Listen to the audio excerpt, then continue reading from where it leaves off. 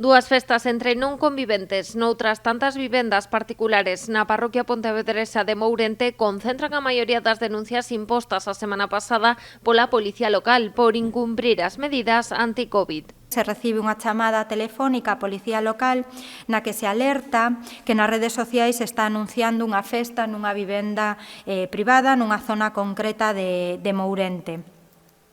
Neste momento, a patrulla da Policía Local desprázase pola zona e localiza nese entorno dúas vivendas onde se celebraban dúas festas. Unha delas con 8 persoas non convivintes e outra con 9 persoas tamén, obviamente, non convivintes. Todos os integrantes da festa son denunciados. Os axentes tramitaron aquí 17 denuncias por exceder o número de non conviventes permitido nunha reunión e unha a maiores a unha persoa que se negou a identificarse. Pola contra, non se rexistrou ningunha incidencia na hostalería.